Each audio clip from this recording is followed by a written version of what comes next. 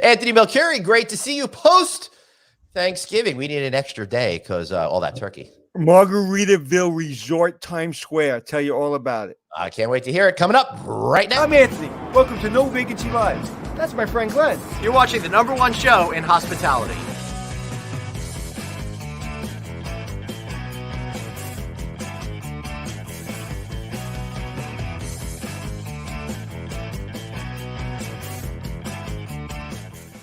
Come one, come all. It's the No Vacancy. It's the No Vacancy podcast. Anthony Melchiori, Glenn Hausman. Anthony, I got to tell you, we're recording this on Monday the 29th, but as you're watching this live, it's November 30th. That's because Anthony and I are getting set for some stuff we're doing in Las Vegas. Stay tuned for a live show on Wednesday. That's going to be a lot of fun because we're going to a very special technology event. I'm really looking forward to that, Anthony. I'm very much looking forward to it. And I get to see my friend Shannon McCullum, who's now the Vice President of Operations at Resorts World. And today's her first day. So congratulations on your first day. I know. And how lucky are we that we are going to be staying over there at Resorts World for the next couple of few nights. And we get to see our good old friend over there. Talking about resorts, our good young friend over there. We're talking about resorts. I stay at the Margaritaville Resort in Times Square, which is on the corner, I believe, of 39th or 40th and 7th Avenue. You cannot be in a better location. It is impossible. Great view of the ball if you want to go there for New Year's Eve, the ball drop.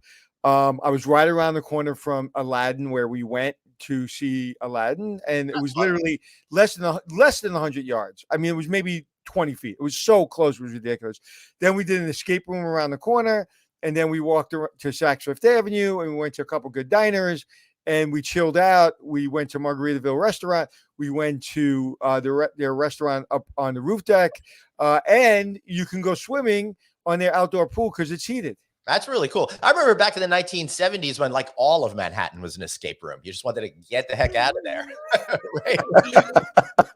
I'll tell you, Anthony, I think that's so cool that someone actually kept their pool open in the season later than you have. Did you guys go swimming at all? How neat? No. We, I had one of my daughters had to go to work, so I had to get her there Saturday night so she can get up at 5 o'clock in the morning and go to work. Yep. So I get her back home. And then Saturday and Sunday during the day, my other daughter had to work at a hotel in Manhattan. So I had my nieces and nephew and my other daughter. So we tried to do everything at night. And we tried not to do anything during the day for the outside of walking around and having lunch and stuff like that. But, I love taking New York as a tourist. And I'll tell you something, man, it was busy. Yeah, I bet it was. Right now for the holiday season, I feel like everybody's going to be coming into to New York. Do you know if the tree's in at Rockefeller Center yet? I know they haven't done the official lighting yet, but it's probably like arriving by now. Yeah, it's there. It's in place. They're putting the lights on. We did not go over there because we've done it every year. Yeah. The first time I ever saw the tree was the most disappointing thing I've ever seen in my life because you walk around the corner and you're like, oh, it ain't that big. It looks like a tree. There's a tree in my yard as big as that tree. But not to bring up bad news, but we have to talk about it because we're breaking news here. We always predict the future. So what's going on with the variant coming out of South Africa? Yeah, it's not seeming too good. It looks like New York is going to is starting to get a little bit more cautious there in a couple of weeks. I know, fingers crossed. I'm hoping this is not going to be as bad as people are predicting. At this point, when are they getting cautious? New York's getting cautious. I didn't see that. I believe they're going to stop elective surgeries December 15th or something like that. Yeah, that was an emergency. That was just that was just to be overly careful. I agree. So I hope nothing bad comes of it. I think some flight had 13 people who tested positive on it from South Africa or something. Coming where? From South Africa to the United States. I don't remember where. Guys, don't quote me on this. I did a very good job at avoiding news all weekend long, so I'm not up to date on all of my factoids right now. So hopefully, get vaccinated, get your booster. Yep. Wear your mask in crowded places. I did not wear my mask outside, but I did wear my mask in elevators, and I did wear my mask in crowded Saks Fifth Avenue. Yes, and we will be wearing them due to the indoor mask mandate, and because it's a good idea. I thought they were about to lift it in Vegas, and apparently they're not going to now. Yeah, well, I think most people, if it's anything like I saw when I was there over the Halloween weekend, Anthony, people just kind of lifting the mask mandate themselves. The later, well, yeah, it's funny because I was just there recently and I didn't see that. I saw most people wearing their masks. Yeah, I'm telling you, the later it gets, the more partying people do, the more laissez-faire they become. About that, they're not as laissez-faire. Wasn't that a cartoon character on Bugs Bunny? Oh, I thought that was Pepe Le Pew, who, by the way, I heard was canceled. So we're not allowed to talk about him anymore. Well, Pepe Le Pew, why? Because he's sexually inappropriate with female skunks. Oh, was he really? Yeah, he's always chasing her, trying to kiss her. She's clearly said no. And so he's been canceled? Yes, that's right. Wow. Okay. Even talking about this makes me uncomfortable. Okay. All right. I don't want to be canceled, so I'll stop talking. All right. We're going to be talking today about voice technology and hospitality and beyond. Because as you know, pre-pandemic, Anthony, we've been thinking about this a lot. Some of the hotel brands experimented with it. And right now, because of acceleration of trends that we've seen in COVID, I think it's really coming into the fore. So that's why today we've got with us Mr. Dave Berger, CEO of Volara, who just a few weeks ago happened to have been acquired by our friends over at Uniguest. Dave, welcome to the show. How are you, sir? Thank you for having me, Glenn Anthony. Appreciate the opportunity. Where are you located right now? I'm in my home office in Connecticut, about an hour from Times Square. Or if you use Google Maps, it's about 15 minutes because they ignore the fact that there's the Long Island Sound over there, which is great. I don't know if you've had this problem, Dave, in Connecticut, but if you go on Yelp and you do a restaurant recommendation, does it tell you all these great restaurants on Long Island? Because I keep getting restaurants in Connecticut that I have. I don't use Yelp that often, so I don't know. Well, the good people at Yelp over there, just because something is 15 miles away as a crow's flies doesn't mean it's 15 miles away. You guys can figure out that technology. But one technology, Dave, you figured out is voice technology. Could you do us a favor, get a little bit closer into your mic if you would, so we can hear you a little bit better? And also give us a little understanding of what this technology is all about, and then we'll get into the details of it. Yes, sure. So first of all, I launched Volara back in January 2016 when the first voice assistant in the consumer market, Amazon Alexa, was just a year old. And our vision was to manage customer relationships using automated voice, whether on in a retail outlet, in an airport, in a hotel guest room. We really saw that automated voice was going to be the frictionless, easy to use medium of communication with customers in the future. Right. And it's proving out. The technology that we built really does three primary things. Number one, it provides for real-time conversation management, so that the manager of the property can manage those voice-based interactions with their guests, their customers, as often and as easy as they'd like. So an example might be, hey, bring us some towels, or I'm having a particular issue in the room. Yeah, or something that would be more real-time is, I'm hosting a wedding this weekend, and in walk the bride and groom. I want the bride and groom to have the opportunity to welcome every one of their guests. Let's record a quick greeting from the bride and groom, welcoming them to the wedding. Oh, that's cool. And make it live in those guest rooms. Wow. Yeah, so there's a lot of utility, like you mentioned, requests for towels, toothbrushes, things like that, but also a lot of really fun guest engagement. Now it goes from voice into a text. Is that how it works?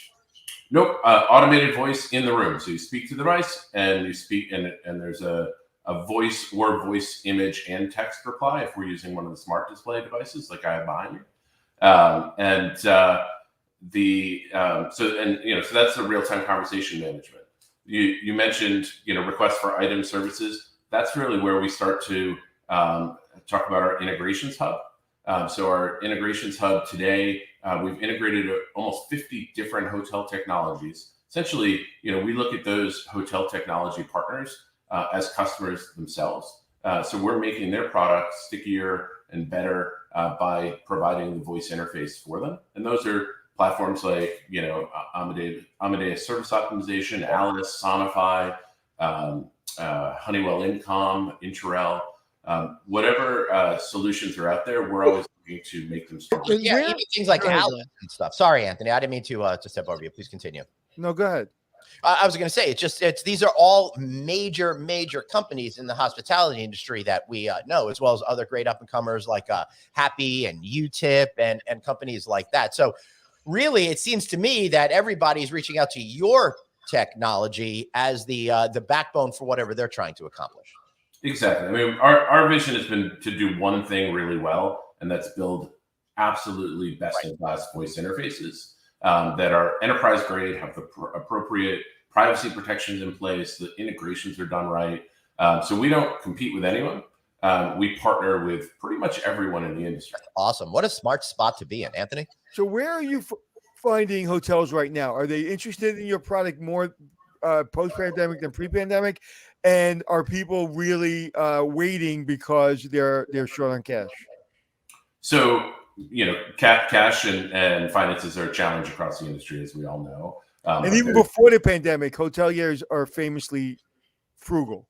I think that's a fair point. But I think the ROI on being able to scale guest engagement and guest service is there. So specifically, when it comes to handling requests for items and services, we're routing them directly into that service optimization solution.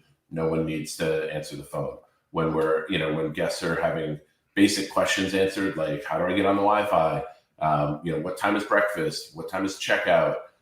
Where's the pool? These are all, questions that staff do not need to answer. So we're saving, significant amount of staff time through automated voice solutions. So what do you do when someone like myself goes into the room and I see that your product's there and I'm a little freaked out that it's voice activated? What do you do to make sure that I know that, I have security? And let me just say, David, it seems like every single thought leader that I've investigated here, first thing they say is obligation to privacy. Yep. Yeah, absolutely. So there are a few things we're doing, number one, but behind the scenes, and a few things we're doing out in front of the guests. Number one, behind the scenes, we put in place privacy protections that ensure that no recordings are captured and no connection to any guest personally identifiable information is on these devices. Third, the devices are wiped when each guest checks out. That's primarily for alarms and timers, because there's already no personally identifiable information on the devices. The second thing we do is we work, and this is more, for the hotel brands out there. We work with the legal teams of the brands to make sure that we have disclosures in place that make the legal and compliance folks comfortable. And then third, and this is really what's been an innovation in the last probably 2 years, is that first interaction that a guest has with the device is going to share with them, message to them, everything that we're doing to protect their privacy, specifically that there is no connection to their personally identifiable information or recordings captured. So what do I have to say to activate the voice technology? So we're platform agnostic, which means we use, whatever platform is out there. The two most popular are definitely the Google Assistant and Amazon Alexa. And with the Google Assistant, you say, "Hey Google," and with Amazon Alexa, you say, "Alexa."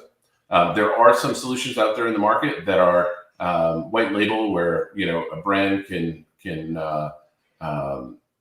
use their own brand as the wake word.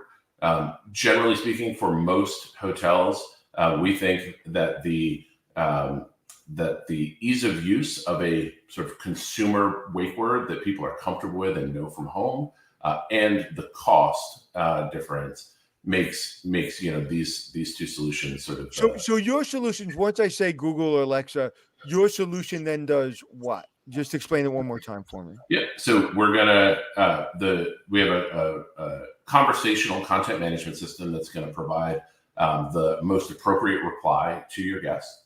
We have an integrations hub that's going to route whatever that request is through an API call to turn on the lights, to open a ticket in the task management system, to change the channel on the TV, whatever it might be. And then we also, through our software, enable the devices to be managed remotely. So you can monitor the online, offline status, reset the devices, everything you'd expect from an enterprise grade solution, hardware in a hotel guest room. Wouldn't it be great if you had my voice on there? We were like, "Hi." We can do it. You can, man. Welcome to the hotel. Yeah. And it's not disgusting. Yeah. Yeah. In fact, I'll just tell a quick story. I'm sure you guys know Rich Siegel. I think he's Of course. Yeah. So, Rich hosts the CIO Summit each year. And a few years back at the Motif Seattle, Rich, in his own voice, welcomed all the attendees at the CIO Summit through our Alexa solution. In his own voice, you can imagine the surprise when attendees walked into their guest room and they heard Rich speaking to them right through the Alexa. Now, Richard Siegel is, of course, a publisher of Hospitality Upgrade magazine. Now, listen, I was listening to a podcast the other day, and this happened, and now I want to screw with our audience. Hey, Alexa, what's the weather? And now, all right. Sorry, guys. I muted everything before I came on. What happened? I was listening to a podcast, and they mentioned Alexa in the podcast, and then Alexa started responding to what was going on in the podcast because they said Alexa in it. So from your house, I understand. Right. So now anyone who's watching this is getting their weather report. So I just wanted to I wanted to do that. Hey Alexa, what time is it? All right, great. Now that we've messed up with the audience enough, Dave, we were talking about the acceleration in trends and stuff like that. And I know it might be hard to parse this percentage or that percentage, but anecdotally, do you feel that that in the last couple of years, as people at home have become a lot more comfortable with this technology, aside from the whole COVID thing, that in itself might helping open up the barriers for people now accepting and wanting that product at home? Because I'm finding myself, David, in rooms that I don't have Alexa, wanting to talk to Alexa now, something I never would have thought about 18 months ago. Yeah. First of all, absolutely. There's no question we're riding a wave. That was all part of the plan when we launched this business. We saw the growth in the technology. When we launched in January 2016, I think there were 8 million Amazon Echo devices out in the market. Right. Today, between all the different solutions, there's literally hundreds of millions of voice assistant solutions. Your typical consumer is now comfortable with it. My mom's comfortable with it. Pretty much everyone is familiar with this. A quick story, at one of our first hotel deployments back in, I think it was December of 2016, we did a little focus group. We brought in staff from the hotel. Right. We had an Amazon Echo device sitting there on the bedside table, and people looked at it and picked it up and didn't know they were supposed to speak to it. Right. That was 2016. Now I will tell you that everyone knows, that you're supposed to speak to these devices, and feels a lot more comfortable around. Can I be honest with you? Uh-oh. Yep. I'm still not an adapter. Okay, we'll work on you. David, that reminds me of that internet video of teenagers trying to use a rotary phone. Oh my God. Yeah. The funniest thing I've ever seen in my life. You really look at things like that, whether it be cassette or even DVDs and rotary phones. I mean, it's really how much the world has changed in just, in just a couple of years. It's insane. Right. So I'm sure I'm always the latest adapter of all my friends to technology. That's my personality. So I'll get there. Yeah. Dave, while we're waiting for Anthony to get there with technology, you were ahead of the curve with everybody. And one of the things that I think I've noticed in my lifetime about transformative technological solutions, or just things that are very transformative in general, is mostly everybody says, nah, not for me. I don't believe it. How do you cut through all of that and have that vision to know that this really is going to be the thing 5-10 years from inception? The whole world is actually going to be behind it and switch the point of view. In other words, you're saying, how do you become a visionary? Yeah, totally. Because I need a little help there. Yes. Well, I will tell you that you're absolutely right. We encountered a lot of naysayers early on. Right. I heard echoes of, people telling me, not to put my cell phone next to my ear because I might cause cancer. Right. I heard echoes of, my mother telling me not to use my name on the internet because people might, come after me. That's right. And there were just these echoes that made it pretty clear to me that, as the technology developed, the issues that were being identified would be solved, and they have. And the convenience would outweigh some of the potential concerns. And that's a trade-off that each individual needs to make. Each company that adopts this needs to make is, what's the trade-off we're comfortable with, and so we've done things to make that trade-off easier by putting in place these privacy protections and driving up the ROI on the other side of it. Yeah, Dave, we have a mutual friend in common, David Malilli, and David Malilli was really on the forefront of technology for hotels. He opened a company called Open Hospitality years ago, and we were both working in the same hotel company. He came over to my hotel. He was Joe Madge. I was Joe Madge. He came over, and he goes, "Hey, I'm opening up a company called Open Hospitality, and I want you to come over and partner with us." And I was like, "What are you going to be doing?" It was like, well, we're going to build reservation systems, websites for independent hotels, because people are going to be booking reservations online. I was like, no one's going to put their credit card online. Okay. I was like, no way. I was like, I have kids and I have no way. I'm not doing it. Good luck. God bless you. And then we knew David Malilli became, the guru of technology for hotels, and opened up the company, was very successful, and then went on to run Pegasus, and has been successful his whole career. But like, I remember the moment when people said no one will put their credit card on the internet. That's how young or old we are. I mean, it happened 2 seconds ago. I'm only 56 years old. That was only 23 years ago. That's a nanosecond. Yeah. It happens. It happens very, very quickly, and there is, I'll tell you. I think, I think there are certain people that can see the future. There's certain people who just believe blindly. Yep. I put myself on. I had this blind belief that's coming true. How it. The details of how it all worked out, I never could have told you. But the blind belief has really been something. Well, look at the Jetsons, right? We're doing the Jetson stuff right now. When we were kids, this was the weirdest thing in the world, that we'd be sitting at, and that we can produce a podcast, our own podcast, at any moment. We'll be in Vegas. We'll put on our cell phone and we'll have a podcast. That we are able to be in all these countries with all these hundreds of thousands of listeners, and we produce it, and we do it the way we want to do it, how we want. This was not possible a second ago.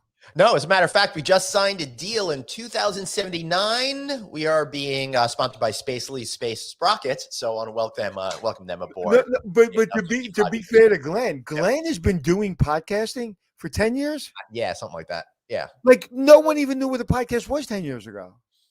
You're a visionary, Glenn. Thank you. I appreciate that. But let's get the conversation back to David. David, when you're as an entrepreneur and stuff like that, one of the things that you have to think about is understanding the difference between fads and trends. And when I used to be an adjunct professor at NYU in the Tisch School over there, we talked about this a lot in terms of hospitality. How do you identify what you think is going to be a trend and therefore take it more seriously than a flash in the pan fad that you just truly believe is going to come and go? Yeah, I think the short answer is measurable value to the end user. When we first started thinking about voice assistants, we were actually thinking about the use cases that were important to our clients, and then we were thinking about, well, let's see if we can apply an automated voice solution to this. Right. I'm the first person to tell our clients and our prospects, what you're trying to achieve, maybe voice isn't the right medium. Maybe it's text messaging. Maybe it's a digital sign. Maybe it's, something on your television. Maybe it's human to human contact, right? So I think you have to start with, what is the problem you're looking to solve? And does this technology provide real value in solving? Yeah, that's a great thing, because there were two technologies that I recall in hospitality that chafed me as, why are people going ahead with this? Number one is when they tried putting computers into room, and the other was when they tried to not spend the money on that, but give you a keyboard to surf the internet on your TV, but then you couldn't watch any TV if you were surfing the really slow internet. So those came and went. Anthony, what were you going to say? I was going to say something genius, but I forgot. I completely forgot, but you can continue the conversation. Yeah. Well, I'll tell you guys something that early on in 2016, I had a conversation with Nick Price, who I think most of your viewers will know. And Nick said to me, he said, if voice is really the future, why aren't we taking out the light switches? And my answer to him at the time was, I don't think the real value is in turning on lights. I think the real value is in driving operational efficiency in the hotels. Right. And I'll tell you today, 6 years in, approximately 5% of our hotel clients use automated voice to turn lights on and off in the guest rooms. To me, and all the power to those folks who do see value in it. But to me, that's not where the real value is. The real value is in the operational efficiency. Well, there's a few things how I would use it as a frequent traveler, as we all are. One, I would want to know, what are the restaurant hours? Because the restaurant hours change so much in today's time. That's what I would want to know. I would want to say, hey, I need some extra towels. And I wouldn't set my alarm because I would use my phone. And I would say, Glenn would like to know what's in the resort fee. That's what I would want. That's what I would ask for. And then I will get my newspaper and read it while making 800 phone calls to my heart's content.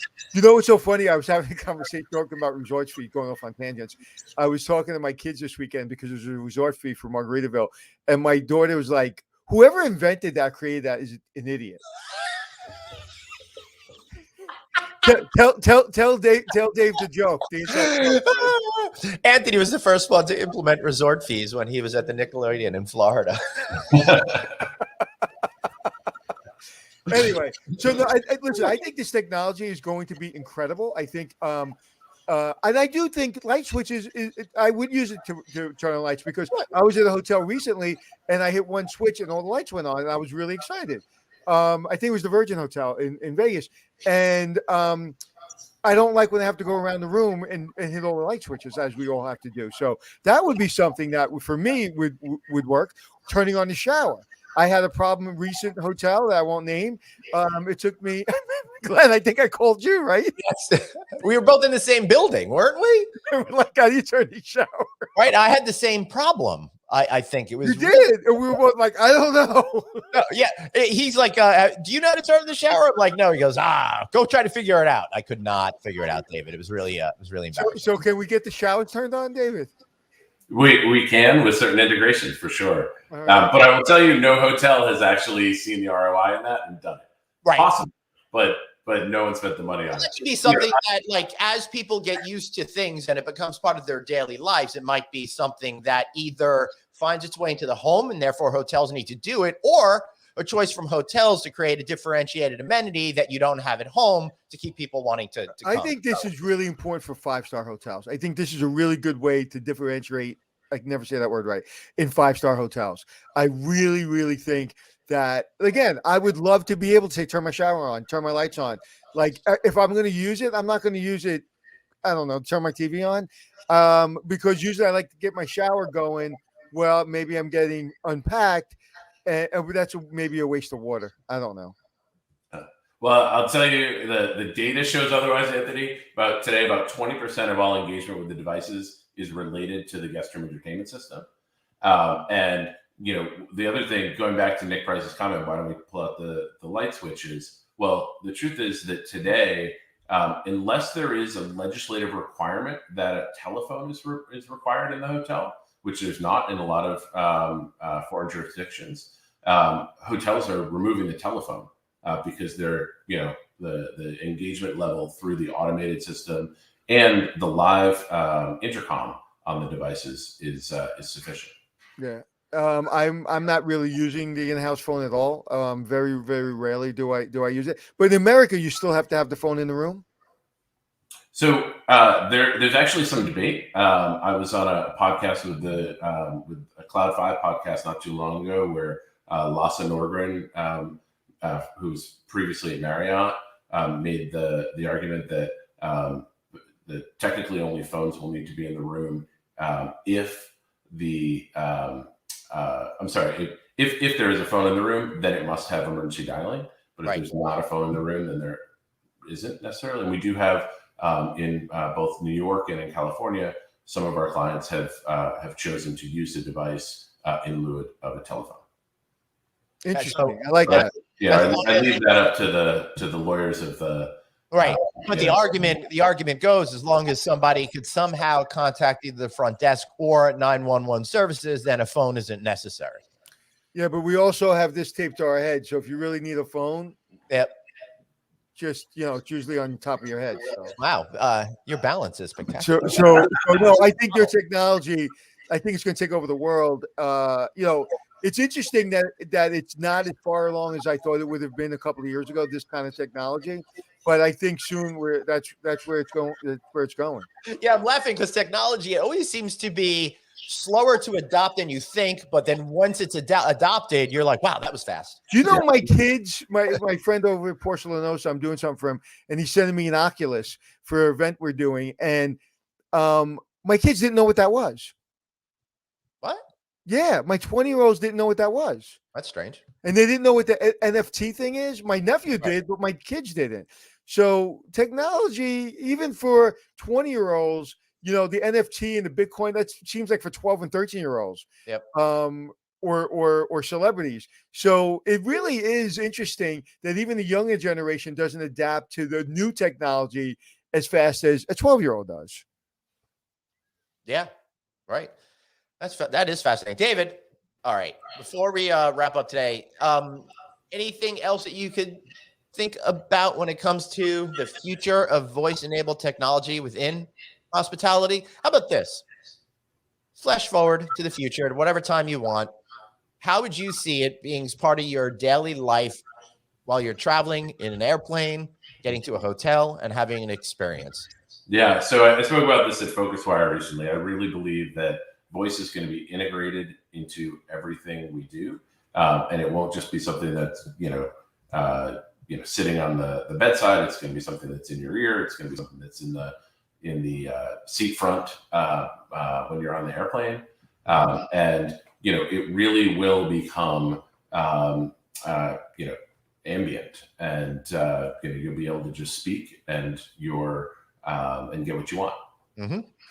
What is the biggest challenge before you go from a sales perspective? Because as we all know, hoteliers and owners of hotels are just famous for saying no to almost everything. So how do you, what's the number one thing you run in against, and how do you jump over that fence?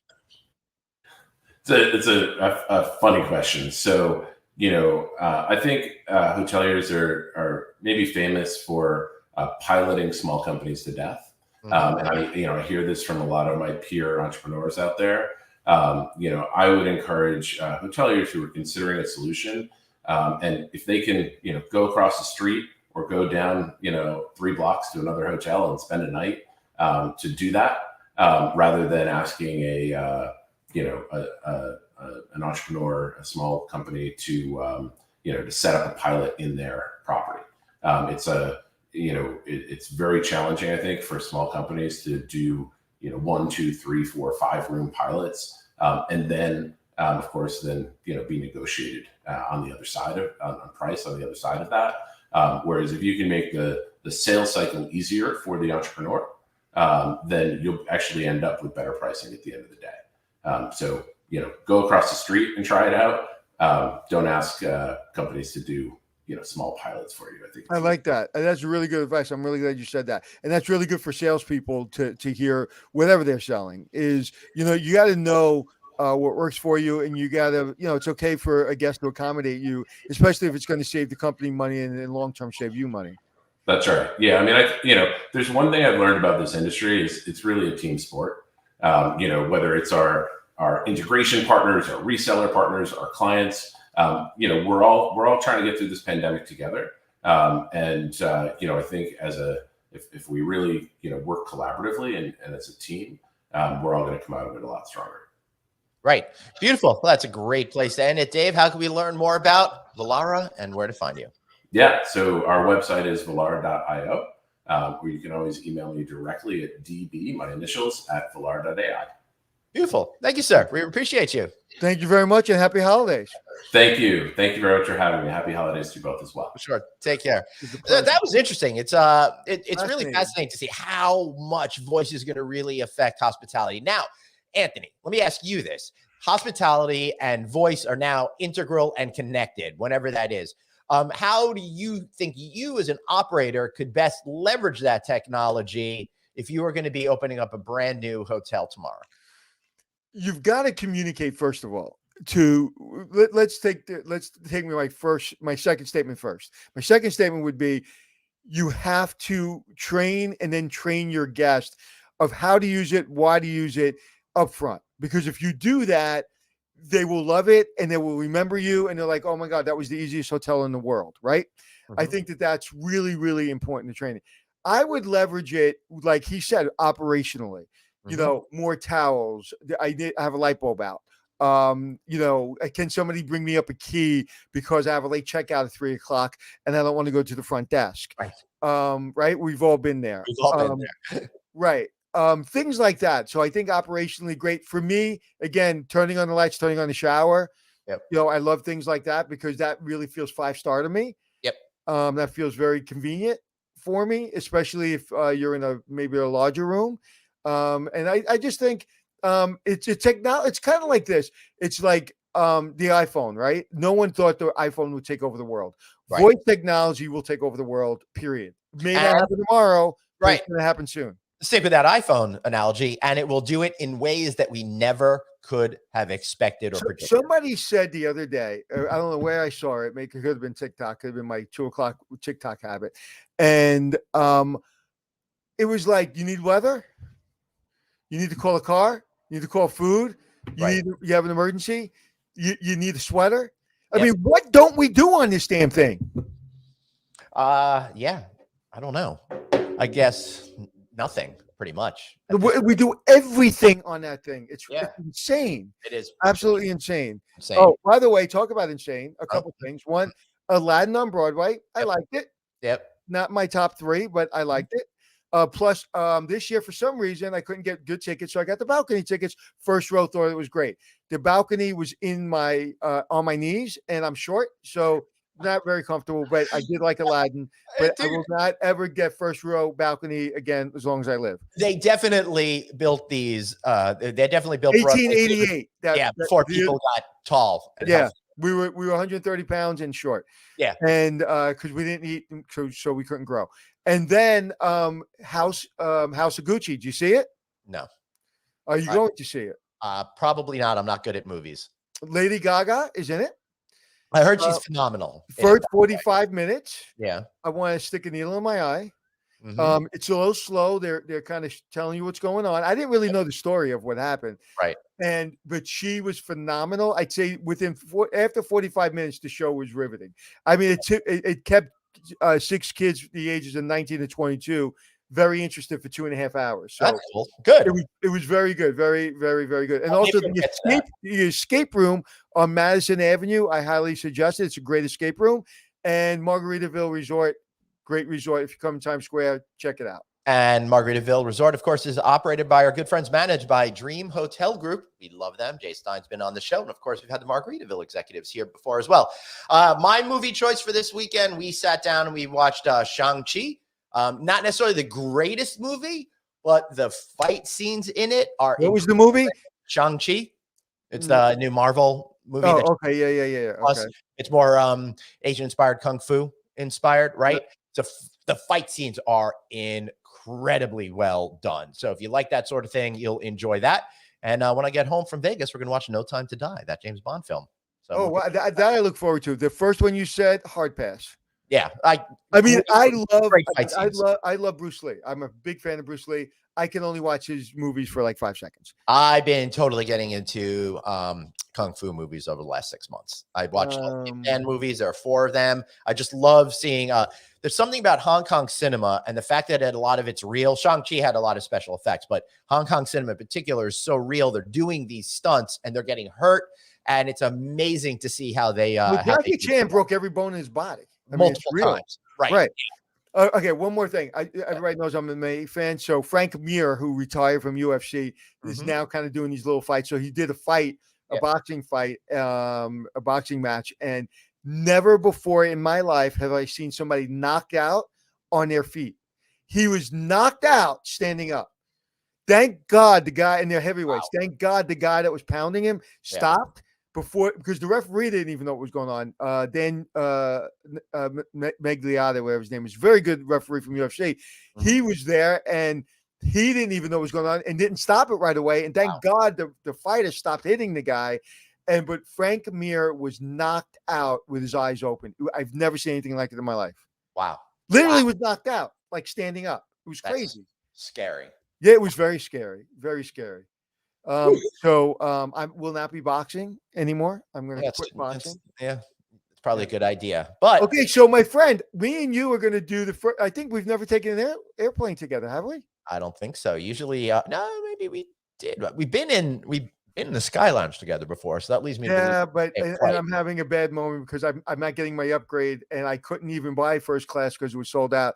And so I'm sitting in coach, and I'm having a little bit of an anxiety attack because I have claustrophobia and among other things, OCD and all these. So you have a comfort class, so I will give you $1 if you can give me your seat. Yeah, that's definitely sounds worth it. So, all right. I got a big announcement. I'm quitting the show because now that I've got an extra George Washington in my pocket, I am in okay, $2. I hear sarcasm in your voice. No, not me. Hey, Glenn, I look forward to seeing you. We're going to spend a couple of days in Vegas helping our friends out. Yep. And we can have dinner tomorrow, not tonight. All right. So I'll see you tonight for dinner then. All right, I guess you have something scheduled. I will be 8 or 9 guys that I don't know. We're staying at Resorts World, and Resorts World has a beautiful poker room. And at 7:00, I believe, they have a $120 poker tournament. I will be joining my $120 poker tournament, which is right downstairs. Yeah. And I'll be busy doing that. All right then. I will not see you later, but I will see you on the plane, looking back down the aisle to see where you're located. I'll be waving to you. And here I was thinking, crap, I'm going to have to take the walk of shame back. I'm going to have to make a right turn while you make a left turn to first class. 99.1% of the time, I'm in 1A. Right. I love 1A. I love the first aisle seat on the plane. That's my seat. All right, so tune in tomorrow's show Wednesday to see just how smug I am about having a better seat than Anthony on a flight. All right, everybody, thank you so much for being here. Remember, if you want to get the audio version of our show, you can download that on Apple Podcasts, iHeartRadio, Stitcher, Google Play, wherever you like to get your shows. Well, that's where we are. Follow us. He's at Anthony Hotels. I'm at Traveling Glenn. All right, Anthony, I'll see you at JFK later. All right. Okay, be kind to yourself. And happy Hanukkah to everybody out there. And I'm feeling like I'm vibrating with love and light, celebrating the Festival of Lights. Not a big holiday for Jews, but I get to eat potato pancakes when I get back from Vegas. So there is that. Remember, everybody, you've got one life. So blaze on and be kind to yourself. See y'all tomorrow. And happy